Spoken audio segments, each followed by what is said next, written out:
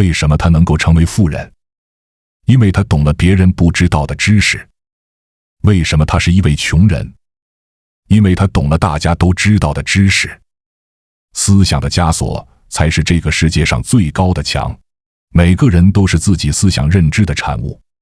电视剧《天道》被广大网民称为神剧，它不仅仅能让人感到精神上的解脱，也让人深刻地感受到一个灵魂所带来的震撼。电视剧《天道》由书籍《遥远的救世主》改编成，此前从未见过这样一本可以把佛道、哲学、商战、人性写得如此深刻，融合得如此完美的小说。由穷人到富人的蜕变，就不得不扒掉身上这5层皮。一、抛弃等靠要的思想观念。剧中叶晓明、冯世杰、刘冰3人认为丁元英是高人，把村里脱贫、个人发财的梦想都寄托在他身上。当他们创业遇到龙头企业乐盛公司的投诉时，面临巨额的赔偿，3人首先想到的是逃离现在的公司，规避风险，而不是承担责任。这种逃避风险的想法，本质上就是等靠要的思想观念。对于民间这类人群，丁元英给出了本质的见解。传统观念的死结就在一个靠字上，在家靠父母，出门靠朋友，靠上帝，靠菩萨，靠皇恩，总之靠什么都行，就是别靠自己，所以就只能在精神上跪着。这句话在丁元英去往古城王庙村考察时得到了印证。王庙村妇女没事总喜欢往教堂里跑，祈求上帝保佑自己能够发财，等着好运的降临。拽着这传统观念的死结，把希望寄托在上帝的垂怜上，思维从不光顾靠自己去努力改变现状。宗教本质上是让人的灵魂得以解脱，让躁动的人心有个安息之所，把发财致富梦寄托在这种安抚剂上，本身就很可笑。丁元英与好友韩楚风前往五台山论道时，就点出了自己对扶贫的本质的理解。我救不了他们，我能做的只是给他们一个生存观念，唯一能救他们的是他们自己。能够让人贫穷的是脑子里等靠要的思想观念。在现实生活中，我们不难发现，越是落后的地方，卖彩票的福利店越多，他们把脱贫致富的机遇寄托于行大运。越是学历低的人，越喜欢把钱都用来买彩票，坐等暴富，甚至还带上了他们为之骄傲的孤注一掷。丁元英就是希望帮王庙村的人扒掉这层皮，使众生觉醒，让跪着的精神重新站起来。2、扒掉别把自己太当回事心态。王庙村开股东大会时，村民问丁元英：我们这里条件这么差，设备这么落后，资源这么少，我们凭什么能够竞争得过城里那帮人？丁元英说：凭王庙村人能吃苦耐劳。生存法则很简单，忍人所不忍，能人所不能。忍是一条线，能是一条线，2条线之间就是生存空间。条件差，就要学会比别人付出更多，才能在夹缝中生存。丁元英和欧阳雪前往王庙村视察工作，村民冯世杰随口抱怨了一句：真是累死人了。丁元英对此观点产生极大的反驳：累死了？你死了吗？以后不许说累死我了，只有一种情况，就是你真的快累死，还剩最后一口气，但有个条件，说完就得死，不死不行。想干好事，记住2句话：别把别人不当人，别把自己太当人了。现实生活中，我们不乏看见很多人天天抱怨这也受不了，那也受不了，这个做不来，那个又做不到，超出了能力范围之外，云云。如果这也不行，那也不行，凭什么你能在人群中脱颖而出，实现脱贫？一个人能够承受的越多，得到的就越多。3、扒掉无知的头脑。丁元英从德国柏林回到北京，接见了从乡下来的3哥3嫂。3嫂对他说：二哥，等下我们就回去了，跟你说话，你累，我们也累。元英摆脱了原生家庭思想的束缚，脱离了低级思想，和原来同一阶层的人说话点已经不在一个层面盯上了。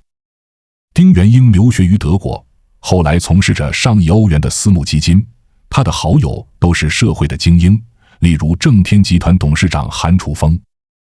同一件事，由不同认知水平的人来讲，就会有不一样的效果。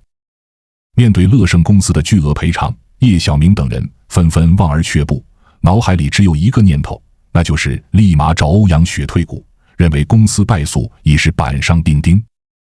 欧阳雪的反应为，要是输了，拿不了就卖混沌。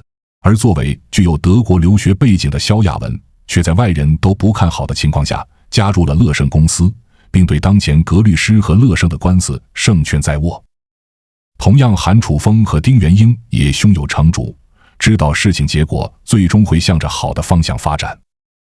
知识改变命运，接受过高等教育的萧亚文，认知水平自然高过叶晓明等人，才敢在普通人都看不好的情况下加入公司阵营。同样接受了高等教育的丁元英，进入了社会精英阶层，也摆脱了家庭原有思想观念的束缚。不同的认知水平决定着不同的命运。这个时代已经不再是一股脑下海经商的年代，这个时代要靠认知来挣钱。48掉平庸的思维。好友韩楚风请教丁元英关于正天集团总裁位置之争。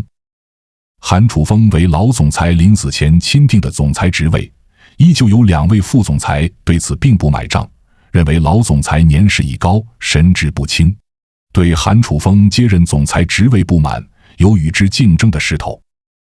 韩楚风就这事跟丁元英唠叨，希望他能帮自己出个主意。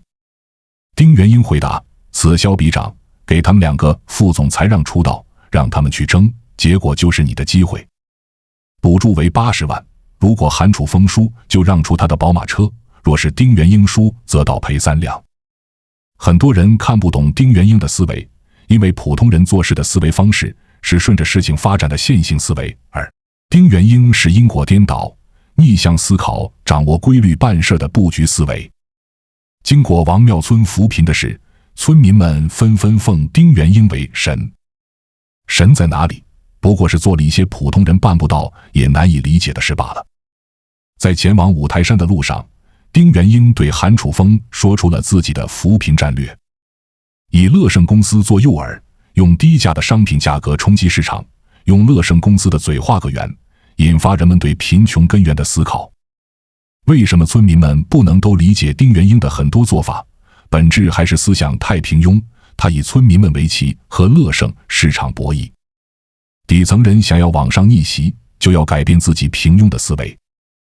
58掉无德的品行。在天道中有这么一位人物，他出现的时间不多，但却留给了我们深刻的印象。他就是王马黑恶集团的军师王明阳。高学历，精通法律和社会学，性格沉重、冷静、残忍，心理素质稳定，智商过人，曾经亲自策划、指挥过12起恶性大案。在他被捕入狱后，任凭狱警如何审讯，他都一字不谈。警察芮小丹在男友丁元英的引导下，做了3天的功课，在儒释道的宗教还有文化属性上做文章，连续审讯8个小时，才敲开了王明阳的嘴。芮小丹评价道：如果此人不走上歪门邪道，凭他的学识，定有一番作为。全剧中能与丁元英掰手腕的，可能就只有他了。但奈何误入歧途，最终走向了灭亡。丁元英曾经说了这么一句话：品性这东西，今天缺个角，明天裂到缝，也就离他先不远了。剧中刘冰品行不佳，被欲望冲昏了头脑，最终也走上了死亡之路。一个人无论是生活在底层还是生活在顶层，心术不正，其归宿都将是地狱。这个世界上有2套秩序，一套是以道德为中心，大家只说不做；一套是以利益为中心，大家只做不说。道德是维护社会发展秩序的一种手段，为了实现社会有条无紊的发展。为什么上层人士的人道德都不是很好？是因为他们知道，道德不过是人给人加上的思想枷锁，就是为了束缚那些有强烈道德心的人。在古代，实施一夫一妻制，女子丧偶不允许再婚，统治者将对其行为立下牌坊，给予鼓励，塑造为民间榜样。而皇帝自己却夜夜笙歌，坐拥后宫佳丽3000。道德是人为的枷锁，不过是为了让普通人安分守己，而制定道德的人却可以随意的践踏道德，因为他清楚地知道那些东西都是虚假的。道德就像内裤，你可以穿，也可以不穿，但不要让他人知道你不穿。自古成大事者都是冷血动物，他们明白这个世界上最可靠的关系是利益关系。为什么有些夫妻会离婚？本质原因是双方不能再像以前给予对方利益。层次越低的人，内心的情感就越敏感，会拘泥于那些情感束缚。能成大事者，那都是冷血动物，因为他们知道真正长久的关系都是利益捆绑的关系，儿女情长只会拖累自己。一段恋爱失败就让一个人痛不欲生、萎靡不振，那么他注定只是一个被感情所束缚的人。自古成大事者胸怀大志，他们不满足于现状，渴望突破自己，不断向前。那些耳熟能详的商业大佬，马云、王兴、雷军都是不满足的人。他们无法安于现在，如果无法改变现状，他们就会非常的痛苦，而这种痛苦的能力就是他们源源不断向前的努力。雷军23岁大学毕业入职金山，一路从程序员干到 CEO， 一干就是16年，并最终带领金山公司在香港上市，估值 6.261 亿港元。而雷军的痛苦也是从金上上市开始的，16年5840天的日夜奋斗才换来6亿市值，这样他十分痛苦。这个成就在普通人眼里已经是望其项背了，可对于他内心渴望的是大成，而不是小成。大成不了就很痛苦。正是这种痛苦驱动了雷军在2010年克服了再创业，若失败我就身败名裂的恐惧，重新出发，创立小米。金融投资大鳄的乔治·索罗斯在投资哲学理念中说过这样的一句话：世界经济史是一部基于假象和谎言的连续剧。要获得财富，做法就是认清其假象，投入其中，然后在假象被公众认识之前退出游戏。不仅仅在经济学领域，生活的各个领域都符合这句话。谁掌握了讲故事能力，谁就能够直接影响他人的生命轨迹。关注我，我是才知道，带你解锁更多金钱的真相。